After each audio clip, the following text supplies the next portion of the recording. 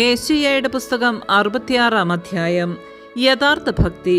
കർത്താവ് അരുളി ചെയ്യുന്നു, ആകാശം എന്റെ സിംഹാസനം, ഭൂമി എന്റെ പാദപീഠവും. എന്തു ഭവനമാണ് നിങ്ങൾ എനിക്ക് നിർമ്മിക്കുക?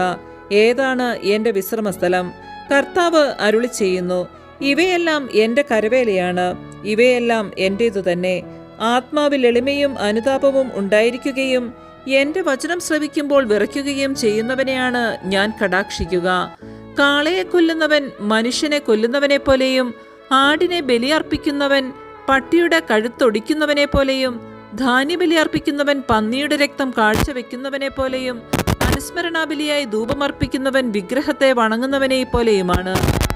സ്വന്തം പാത തിരഞ്ഞെടുക്കുകയും അവരുടെ ആത്മാക്കൾ അവരുടെ മ്ലേച്ഛതകളിൽ സന്തോഷിക്കുകയും ചെയ്യുന്നു. ഞാൻ അവർക്കായി പീഡനം തിരഞ്ഞെടുക്കും, അവർ ഭയപ്പെട്ടത് അവരുടെ മേൽ വരുത്തും. കാരണം ഞാൻ വിളിച്ചപ്പോൾ ആരും വിളിക്കേട്ടില്ല, ഞാൻ സംസാരിച്ചപ്പോൾ അവർ ശ്രദ്ധിച്ചില്ല. അവർ എൻ്റെ ദൃഷ്ടിയിൽ തിന്മയായത് പ്രവർത്തിച്ചു, എനിക്ക് അനിഷ്ടമായത് അവർ തിരഞ്ഞെടുത്തു. കർത്താവിൻ്റെ വചനം കേൾക്കുമ്പോൾ വിറയ്ക്കുന്നവരെ, അവിടുത്തെ വചനം കേൾക്കുവിൻ.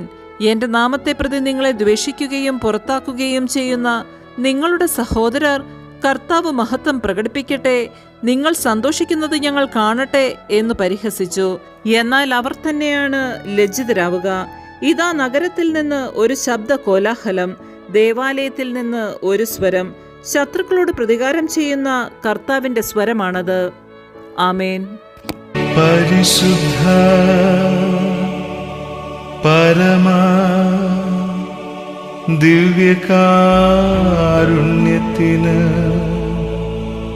എന്നേരവും ആരാധനയും സ്തുതിയും പുകഴ്ചയും ഉണ്ടായിരിക്കട്ടെ.